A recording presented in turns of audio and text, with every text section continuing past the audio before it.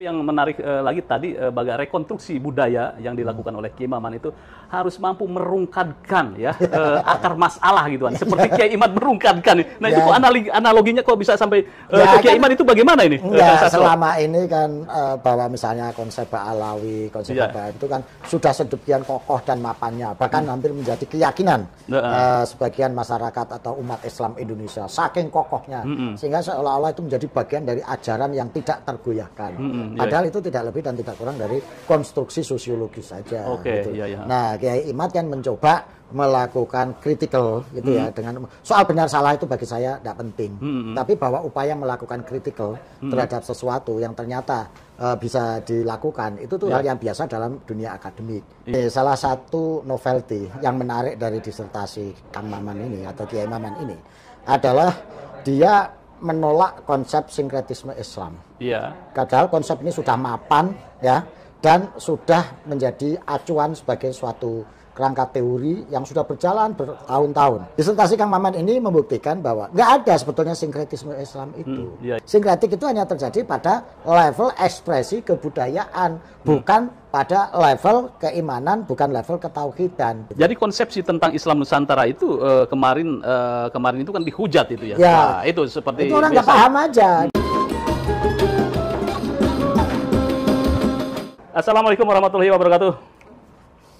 Pemirsa pada Suara TV, saya sekarang bersama dengan Dr. Ngatawi Al-Jasro. Sehabis pengujiannya disertasi Kiai Maman Imanul Haq. Apa kabarnya Kang? Alhamdulillah, ini casting beda ini biasanya ngamen. Pembimbing bro, gitu kan. Biasa yang dibimbing, yang diuji itu anggota DPR RI Kiai Maman. Promotor ya Kang? Ya, promotor. Alhamdulillah.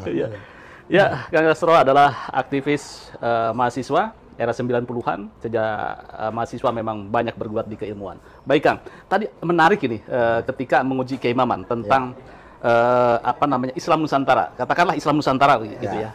Nah itu ada kata-kata yang sangat menohok menurut saya. Ini harus merungkadkan teori sinkretisme, ya, rekonstruksi budaya. Jadi harus merungkadkan teori sinkretisme Islam dengan Buddha dan Hindu. Seperti Kiai Imad merungkadkan nasab habaib. Aku terkejut ini, ternyata ini menggema ini di Unusia, ini tesis Kiai Imad. Itu gimana konstruksinya, Kang? Jadi begini, salah satu novelty yang menarik dari disertasi Kang Maman ini atau Kiai Maman ini adalah dia menolak konsep sinkretisme Islam. Padahal konsep ini sudah mapan ya, dan sudah menjadi acuan sebagai suatu kerangka teori yang sudah berjalan bertahun-tahun. Bahkan dengan konsep sinkretisme Islam ini membuat Islam yang dari Indonesia, Islam yang Nusantara ini dianggap Islam yang kotor, dirty Islam, karena bercampur antara tradisi budaya dengan akidah. Gitu.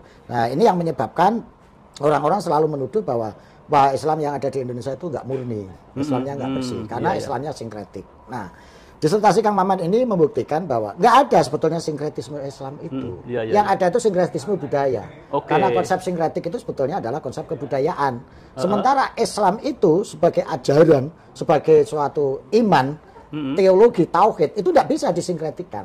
Ini menarik bahwa Kang Maman yang saya bimbing itu mencoba mendeteksi hubungan antara budaya, tradisi dengan agama yang terjadi di Cirebon dalam proses Islamisasi. Dia kan pakai teorinya Arnold Toynbee, di mana di teori itu dijelaskan bahwa kebudayaan itu ada lapis-lapisnya. Lapis pertama itu disebut dengan lapis simbolik atau saintifik, yang itu sifatnya indrawi, gitu material. Itu lapis paling rendah itu, paling dasar, karena sifatnya indrawi. Nah di lapis ini itu bisa disinkretikkan karena ini kebudayaan, gitu. Kemudian pada lapis kedua itu adalah lapis estetik, itu yang menyentuh dimensi rasa, dimensi rasa. Nah yang ketiga itu adalah dimensi spiritual, religions. Nah pada dimensi spiritual, religions ini, di mana di situ terdapat unsur keimanan yang ada, unsur tauhid. Nah ini nggak bisa disinkretikkan, gitu loh. Nggak bisa disinkretikkan. Sinkretik itu hanya terjadi pada level ekspresi kebudayaan, bukan pada level keimanan, bukan level ketauhidan. Nah, sementara di situ diklaim bahwa sinkretisme Islam, sehingga seolah-olah terjadi sinkretik pada level iman, pada level tauhid. Padahal pada level iman dan tauhid ini nggak bisa.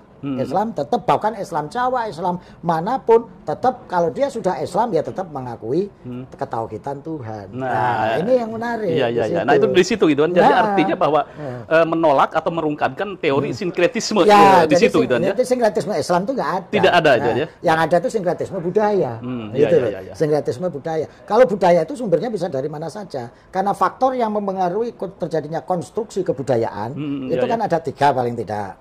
Satu, sumber. Sumber itu bisa berasal dari budaya yang sudah existing atau budaya yang sudah ada sebelumnya. Nah, itu saya sebut sebagai bagian dari sumber. Gitu. Saya nggak mau menyebut budaya asli. Karena budaya sumber asli, ya. Termasuk salah satu sumber itu adalah agama. Agama sebagai sumber budaya, kebudayaan. Nah, salah satu sumber ini ya yang namanya tauhid, yang namanya iman, ini tidak bisa disinkretiskan. Gitu. Nah, kemudian yang kedua adalah subjek manusianya, subjek budayanya itu. Nah, ini yang mempengaruhi konstruksi budaya karena dia akan melakukan dengan sikap-sikap inovatif, kreativitas dan lain sebagainya. Nah, yang ketiga adalah faktor geografis.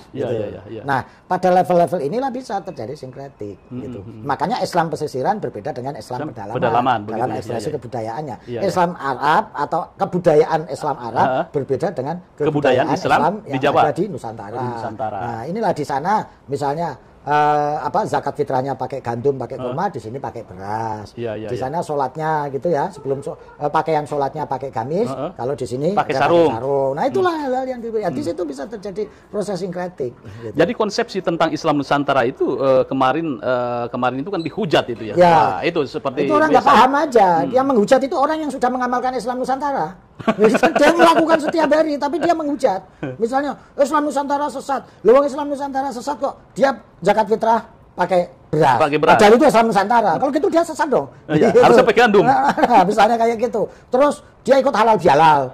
Padahal itu ya ekspresi Islam Nusantara. Menyesatkan Islam Nusantara tapi ikut halal bihalal. Ikut buka bersama. Buka bersama itu kebudayaan Islam Nusantara itu di tempat lain susah, nggak ada.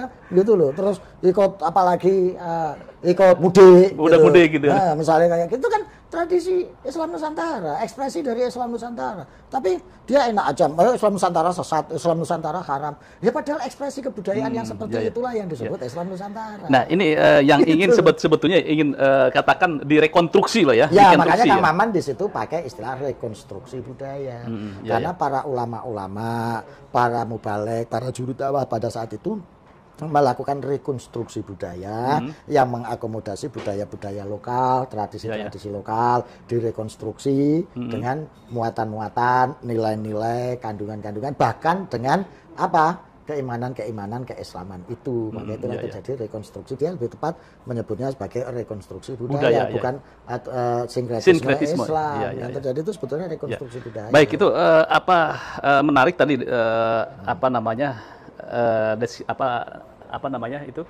disertasi Kiai Maman itu contohnya tentang Cirebon, kemudian peran Sunan Gunung Jati. Peran para kreatif minority lah di situ. Kreatif minority kreatif minority itu ya para kelompok minoritas, para semacam penggerak atau nukleus. Nah, itu yang menggerakkan melakukan proses rekonstruksi kultural itu. Sehingga Islam masuk tidak mengancam tradisi, tidak merusak budaya, tidak menghancurkan seluruh bangunan sosial, tetapi justru insert ke dalam budaya, ke dalam tradisi, ke dalam tatanan sosial gitu ya. Yang di-insert kemudian direkonstruksi pada sisi-sisi yang sekiranya perlu dilakukan rekonstruksi. Gitu.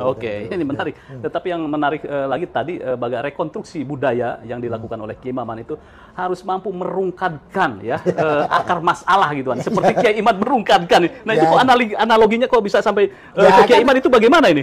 Selama ini kan bahwa misalnya konsep Ba'alawi, konsep Ba'alawi itu kan sudah sedemikian kokoh dan mapannya, bahkan hampir menjadi keyakinan sebagian masyarakat atau umat Islam Indonesia, saking kokohnya, sehingga seolah-olah itu menjadi bagian dari ajaran yang tidak tergoyahkan.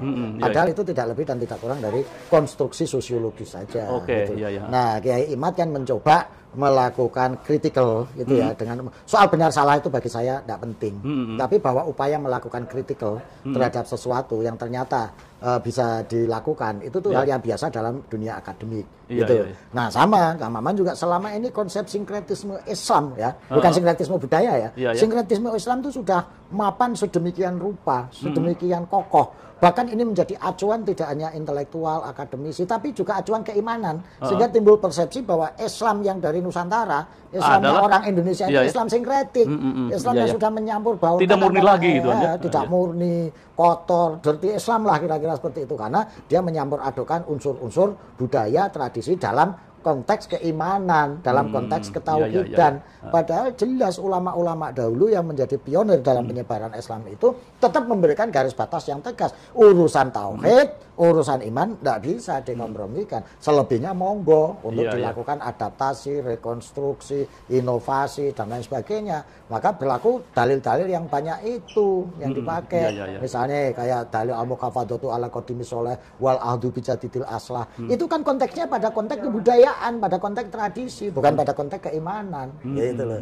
Misalnya begitu pemeliharaan yang lama, yang baik, mengambil yang baru, yang lebih baik. Itu konteksnya bukan pada konteks keimanan, bukan konteks ketauhidan. Jangan memelihara tauhid lama yang baik, mengambil tauhid baru yang lebih baik. Bukan itu pengertiannya. Ini konteks kebudayaan.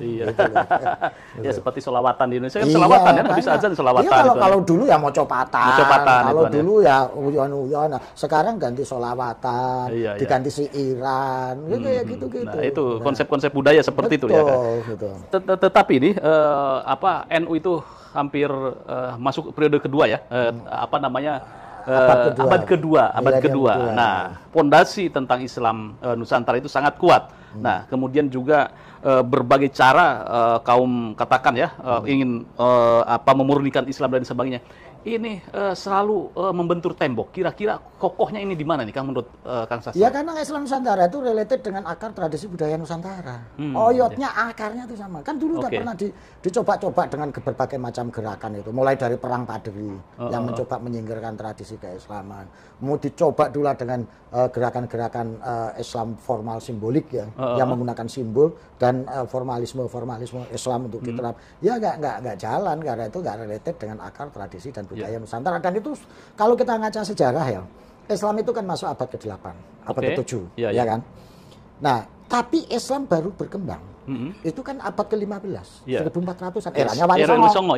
Artinya ada kevakuman dari abad ke-8 sampai abad ke-15, pertengahan abad 15. Ya, ini gara-gara kesalahan strategi dalam menyebarkan dan mengajarkan Islam. Hampir berapa abad? Dari abad 8 sampai 5, hampir 7 abad. 7 abad ya? Iya, itu Islam nggak berkembang. Itu banyak dibuktikan dalam catatan sejarah. Bahkan ketika tahun 1430-an ketika Haji Ma'wan, sekretarisnya Cheng Hu, datang ke Nusantara. Itu Nusantara mayoritas masih pemeluk agama lokal, sama Hindu Buddha di kalangan kerajaan, di kalangan punggawa keraton gitu. Tapi mayoritas yang bawah juga masih agama-agama lokal.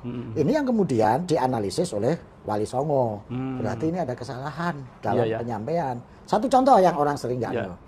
Penyebar-penyebar Islam itu kan selalu disebutkan para pedagang. Iya. Jadi, padahal ada konstruksi sosial yang sudah mapan di kalangan masyarakat Nusantara, terutama Jawa, bahwa penyebar agama itu mestinya di kalangan para brahmana, para resi.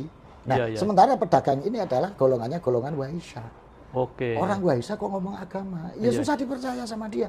Dia orang tahu, wah ini ajarannya bagus ya, bener. Tapi kok yang bawa orang Waisya ya, mestinya kan orang Brahmana, gitu loh, atau para resi. Nah, itu salah satu contoh-contoh kesenjangan kultural itu, gitu ya. Nah, ini yang kemudian dievaluasi. Belum caranya, cara menyampaikan, cara mengajarkan, mungkin masih oral murni, langsung menyampaikan kebenaran Islam, kebaikan Islam, ya ditawarkan kemana-mana. Nanti ada surga, nanti. Lah orang di sini sudah hidup dengan peradaban yang matang, dengan bayangan imajinasi surga, air mengalir, pohon yang rimbun. Nah di sini sudah kayak begitu kok ditawari surga begitu ya, nggak bisa.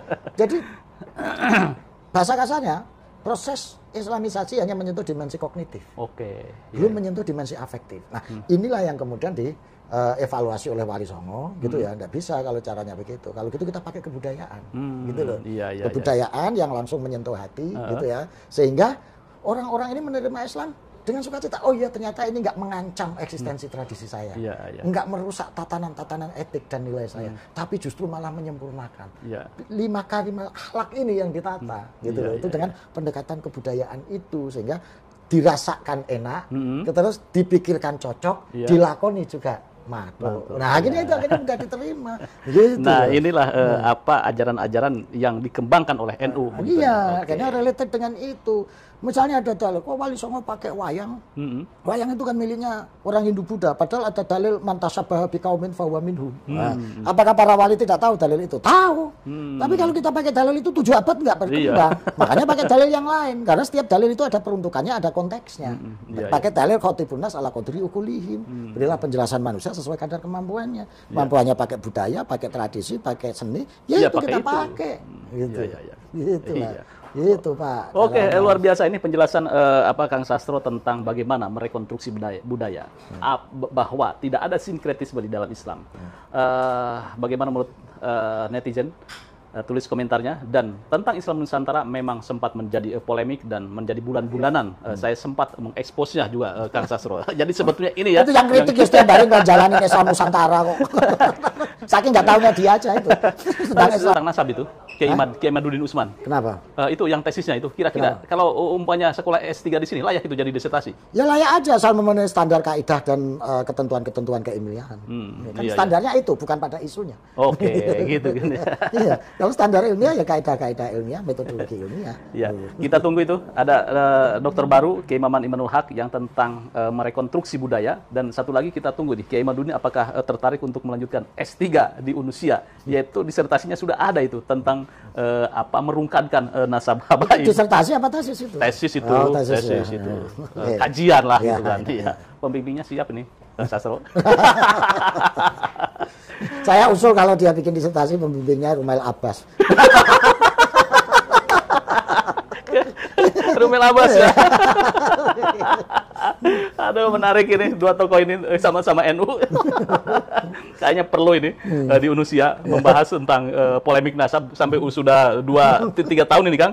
Belum selesai-selesai ini. Ya, baguslah, akhirnya iklim akademik kan jadi sehat. Yang penting dalam koridor akademik, bukan dalam koridor sentimen, bukan dalam koridor emosional gitu. Iya. Dalam itu hal yang biasa. Iya, walaupun ada gesekan-gesekan sedikit ya. Iya, biasa. Dari dulu juga begitu. Iya.